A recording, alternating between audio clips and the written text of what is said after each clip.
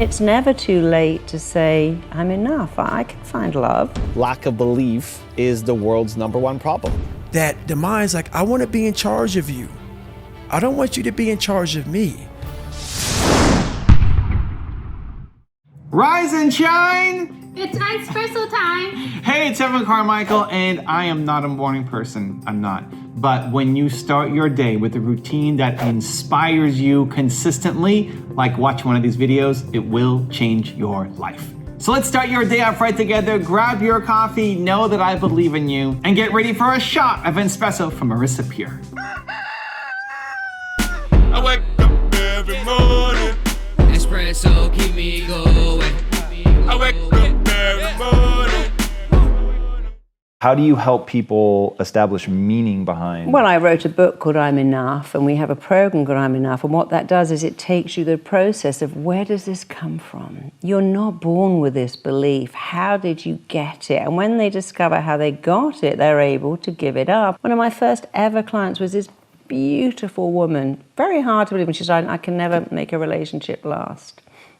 And it sounds so silly, but she said that her dad used to say to her every day, you'll never ever find anyone that loves you like me. Nobody could love you like me. You'll never find the kind of love that I have. And he programmed, when you label someone, you limit them.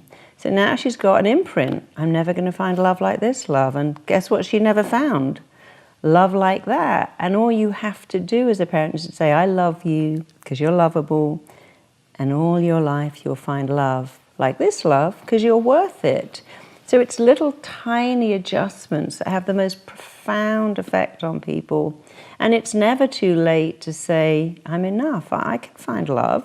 And now if you give someone the power to make you feel good, you give them the power to make you feel bad. And if you do it to yourself, you feel so much better. It makes you slightly bulletproof. You still need other people. We all need other people.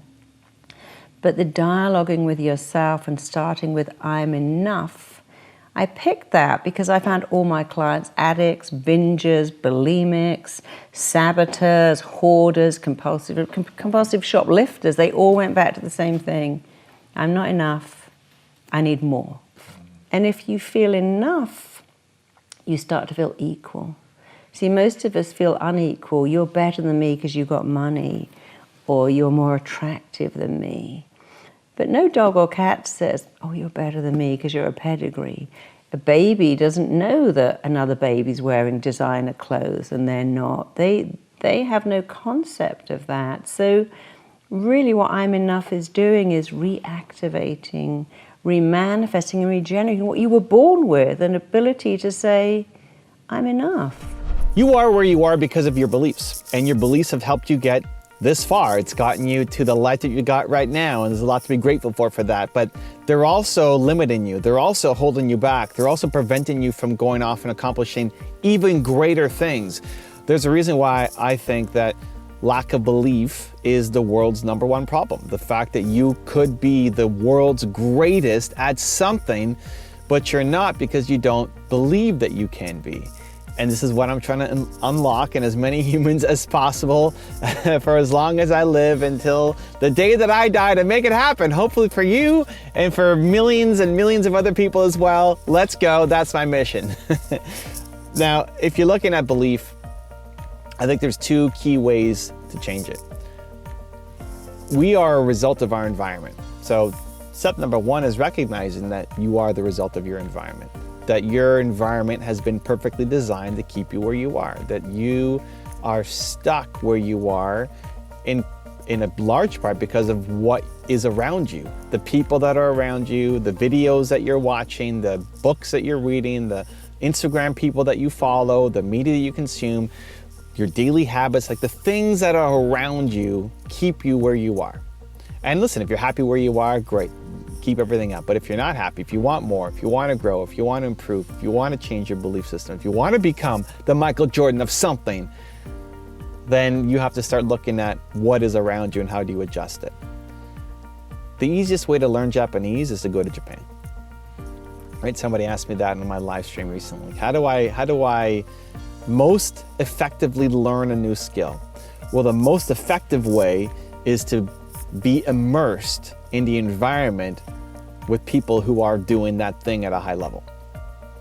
So if your goal is to be a great entrepreneur, well, look around the people that are around you right now. Do you have any great entrepreneurs around you? Is there anybody giving you advice? Are you, even if you're not asking for help, is it just the way they react to problems, their mindset, the way they approach their life and discipline? The more you're around that, the more you're going to become like that. And the problem is, for too many people, you are the most optimistic person around. You are the most ambitious person that you know. You are the person bringing hope and light and love and energy into the people in your circle, which is amazing. It's a gift. And you need somebody else in your life to help do that for you to a higher level. So for me, I try to do that through my videos, through stuff like this. The more that I watch the role models that I've got, the more that I'm around, Elon Musk and Marissa Peer and Oprah Winfrey and Steve Jobs and these people, the more it starts to make me want to play a bigger game. So step one is to identify what is the new mindset that you want to have. What is the belief system that you are lacking that you want to improve on? We've all got something. Where do you lack? Where do you want to get better? What's the new belief system that you want to have? Or one that you have occasionally, but it's not consistent enough. What is that belief system? And you can have one for relationships, for family, for finance. What is it? Step number two is to then identify who are the people who best exude that, who are living that, who it's default for them, right? And then step number three is how can you be around them as much as possible? And those might be people in your life. Those might be people who you can have a coffee with or connect or get to know, but it may also just be what I call aspirational heroes, people who you may never meet, but who are creating content that you can go and learn from. Maybe it's through YouTube videos like this. Maybe it's by following them on Instagram. Maybe it's by listening to their podcasts. Look at the channels that you subscribe to on YouTube. This is a good audit. Go look at the channels that you subscribe to on YouTube. How many of them help you get that growth mindset? How many of them push you to want to do more, to want to go further, to want to get faster? Like, how many of those channels are actually educating you and teaching you to be a better version of you? How many of those channels? And how many of the channels are just pure entertainment? And listen, there's nothing wrong with entertainment. It's fun. I subscribe to a whole bunch of League of Legends channels that don't make me a better human necessarily, but are fun for me to be in that community because I love League of Legends. But if you look at the majority of the channels I subscribe to, there'll be ones that push me forward, that educate me, that make me a better Evan Carmichael. At least that's the intention behind them. So go look at the channels you subscribe to. How many of them actually push you forward? How much are you learning? Go look at your YouTube. Go to just youtube.com and see what videos show up. What's being recommended to you on the homepage? How many of those videos are educational videos from some of your heroes that if you watch them will push you a little bit forward? It makes a big difference. We're not around enough of the people who are living the life that you want to have. And as a result, you don't live it because you're still running the old program of what your parents told you and what your environment was growing up and right now. So you have to make a radical shift in what you're spending time with and who you're spending time with. And again, you're not hanging out with Elon Musk every day, right? But you can hang out with him virtually. You can watch his videos daily. You can read the books about him. You can follow him on Instagram. Look at your Instagram feed. It's another great example. How many of the Instagram accounts that you follow make you feel better about yourself? Make you feel like there's hope, there's potential, there's more belief in yourself. How many of those channels are you following, of those accounts? Probably not enough. How many of the accounts that you follow make you feel worse about yourself, make you feel less than, make you feel jealous? Unfollow those people. This stuff matters. Because if you're waking up every day and living the life that's programming you to feel less than and jealous, what makes you think that you're going to go off and create an amazing day, an amazing business, an amazing life for yourself? So step number one in all of this and changing your beliefs is being around, right? Identifying the belief that you want and then being around consistently the thing that you want to feel. Step number two is then taking immediate action on it. So it's not enough to just watch a video. It's not enough to just listen to a podcast. It's not enough to just read a book. It's a great first step. It's a great start. It's ahead of most of the world. Most of the world is stuck in complaining mode. At least you're doing something to fill your head with positivity, optimism, hope, and potential, right? At least you're doing that. It's a great first step. Nothing will actually change in your life, though, until you start doing something about it. So there's a great quote by Zig Ziglar talking about how people say motivation doesn't last, right? But well, neither does bathing, which is why I recommend having a shower every day. The motivation that you get, the inspiration, the hope, the optimism, the positive feeling that you get by watching a video like this, don't expect this video to motivate you for the rest of your life. It's gonna wear off. It's why I make these every weekday, to have something for you to come back to every morning. Shot of espresso, let's go, come on now. The key is to get the motivation and then to do something. The best thing you can do from a video like this is then, okay, what is Evan teaching me here? What did I learn in this video? And then what's the change I'm gonna make in my life? To use this positivity as a moment for you to take some kind of action in your life. So if you actually looked at your YouTube subscriptions today and unsubscribed from every channel that doesn't make you feel better about yourself or push yourself forward in some way, that's a nice shift. That will have lasting impact, because more content that is the kind that will make you feel better, make you feel more hope and optimism, will be given to you. That's a life-changing decision that you can make from this. Unsubscribe from the 50 channels that don't push you forward anymore. That's the action that you take from the inspiration. So it's great to be inspired. It's great to read bios and to watch videos. That's great. Step number one, for sure, absolutely. And then you have to use that as the momentum, as the permission, as the courage to then take the action that you otherwise would be normally too afraid to do. There are a lot of people who are professional video watchers and professional seminar attendees. Like, going to a seminar doesn't count. That's not enough. You have to then do something from the information you learned in the seminar, right? You went to the seminar, you got inspired, great. It felt like a rock concert, awesome. You're on a high for those 2, 3, 4 days, great. And you can't just go back to normal life afterwards. You have to use that as the lever that you're pulling to then explode your life forward. And if you can do that on a daily basis, that's where you start to really change your belief systems. That's when you start to see real growth in your life.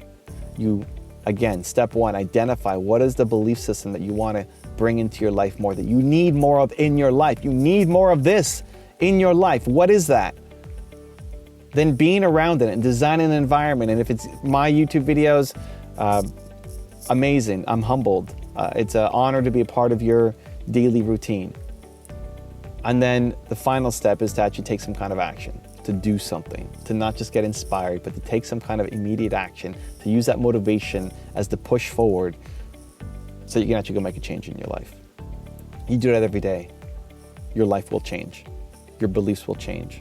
You will start to create the habits, the patterns, the structure, the mindset of the achiever that you know you're capable of being, and then use that to serve your family, the people around you, and the world. Let's go. Now I've got a really special bonus clip that I think you're gonna enjoy. But before that, it's time for the question of the day. I wanna know, what was your single biggest takeaway from this video and your plan of action for the next week? Put that down in the comments below. When you watch a video and just get inspired, the science says you'll have a 35% chance of following through. But if you get inspired and then create a plan of action for when, how, and where you are going to take action, your chances of following through jump to 91%, Believe Nation. It's not enough to just watch something. We got to create our plan. And when you commit publicly, that number jumps to 95% of you following through. Let's make that happen. Your biggest takeaway from this video and your plan of action for the next week, put it down in the comments below so I can celebrate with you. Successful people do what they hate to get to where they want to be. Doesn't matter how talented you are, if you don't have self-belief, you're not going to get anywhere. Our mind wants to protect us. The mind is like, honestly, it has a tactical advantage over us. It knows our deepest, darkest fears or insecurities. It knows where we start to feel We start getting that doubt creeping that says, hey man, you know what, man, maybe this isn't good. Let's go back home to the wife. Let's go back home to the kids. This is not comfortable. So in that moment, the mind directs us. It's a protective mechanism. It saves us from doing bodily harm, or it really saves us from discovering that the mind's like, I want to be in charge of you. I don't want you to be in charge of me. So it tells you, let's just stop right here. But once you start breaking through that barrier and start breaking down that governor that you've put in your mind, because we forget we are in control of our mind. We believe it's the other way around. No, we put in our minds what we should do, but we believe our mind is telling us, it's giving us all this feedback. We have to reprogram it and tell us, no, we're good. We're good, this sucks, but it's okay. If you want another awesome Marissa Peer video, check it out right there next to me. I think you'll enjoy it. Continue to believe, and I'll see you there. If you can't love yourself, nothing really matters. How do we get more self-love? Let me give you a couple strategies. We learn to love ourselves because we are loved by others. This doesn't happen out of context.